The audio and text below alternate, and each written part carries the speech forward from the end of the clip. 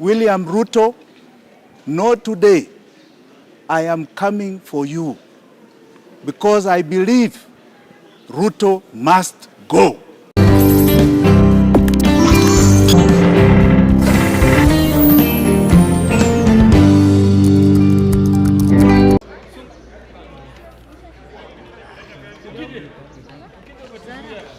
Zara, uko wapi? Zara. Madam, hebu nitio madam wa Mike. Madam, nisaidie niwakishe hiyo ya check. Shika. Madam. Morin.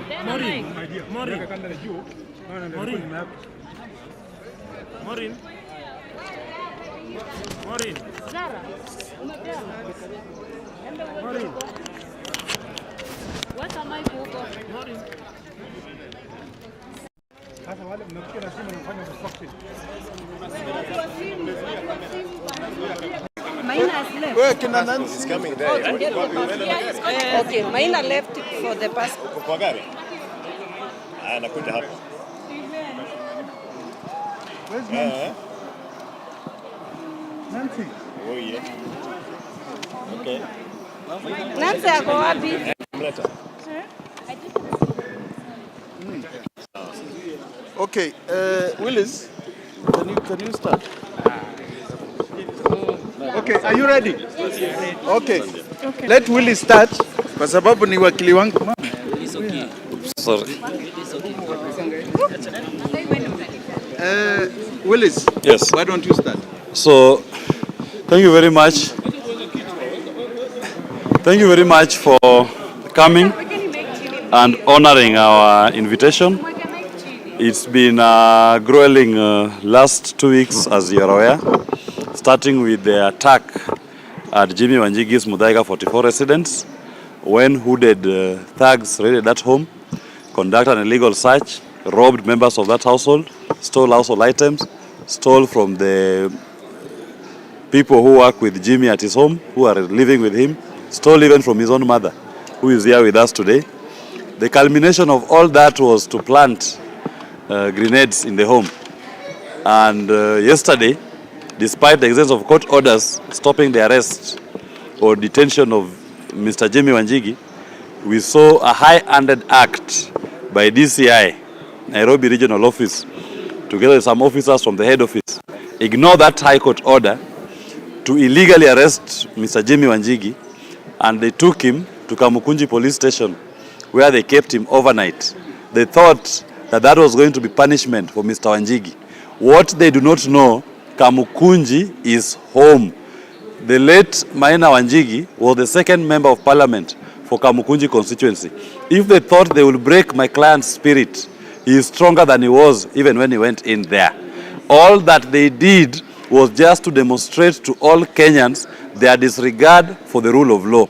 As I told the officers yesterday, when you are ignoring court orders, when you are ignoring judicial processes, where do you think you will take Mr. Wanjigi ultimately?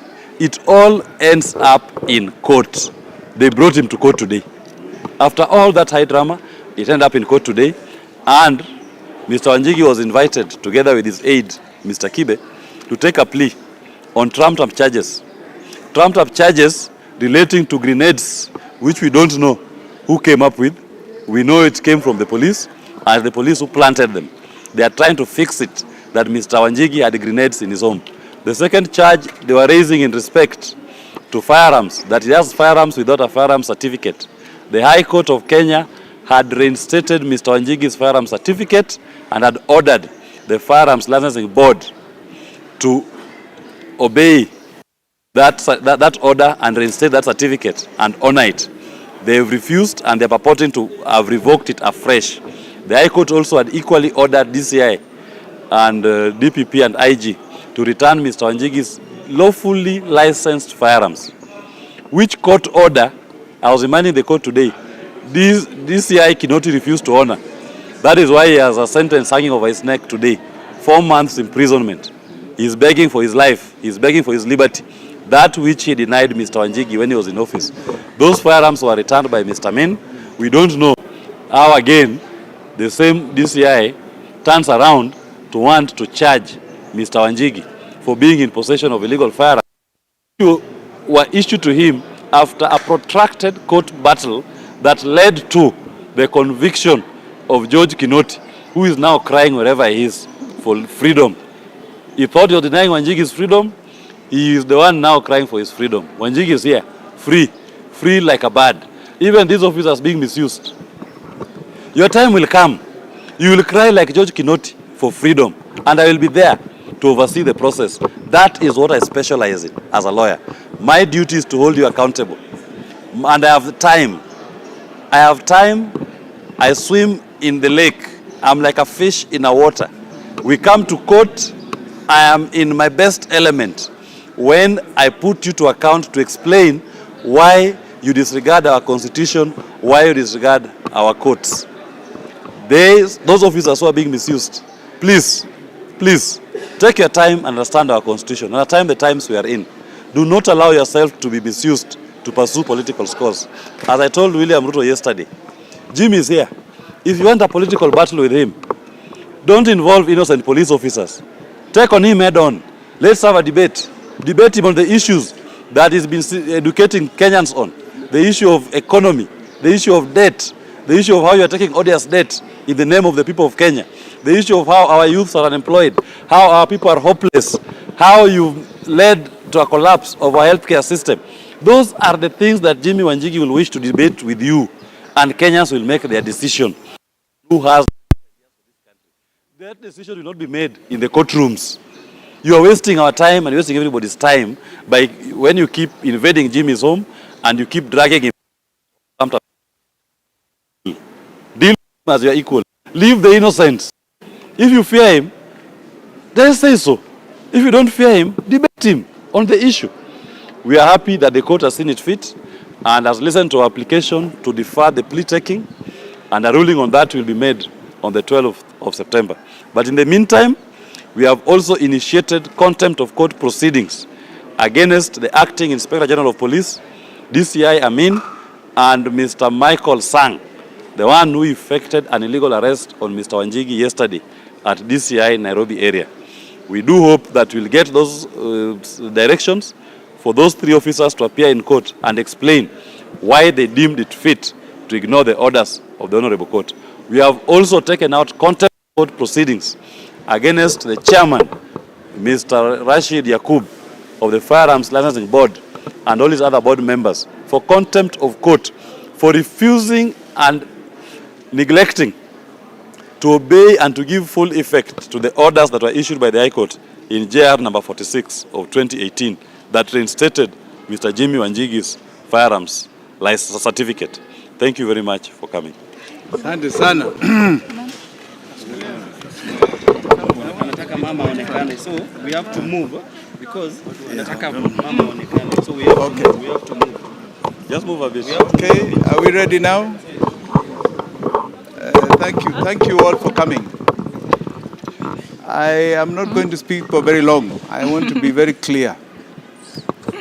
First, let me thank God for bringing us this far. You can see my family here. We have been through a lot of trauma.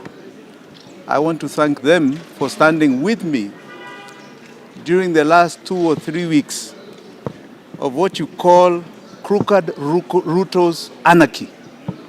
Crooked Ruto's anarchy.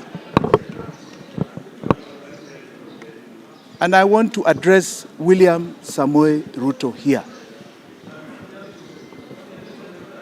The courts today have upheld the constitution of this country.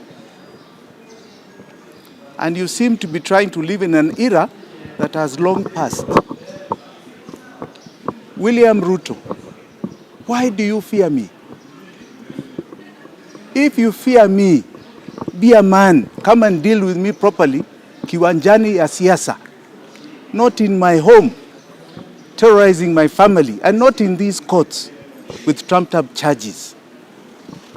You are afraid that we are redefining the politics of this nation.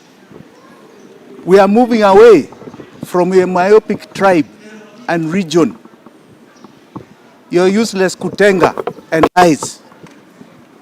We have now moved to the realm of the truth and issue-oriented politics, based primarily today on the economy of Kenya.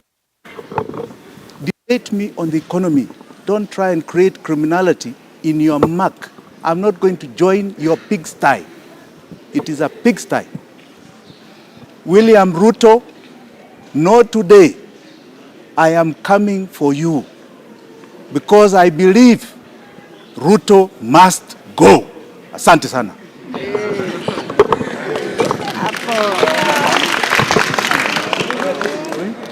Where did they from?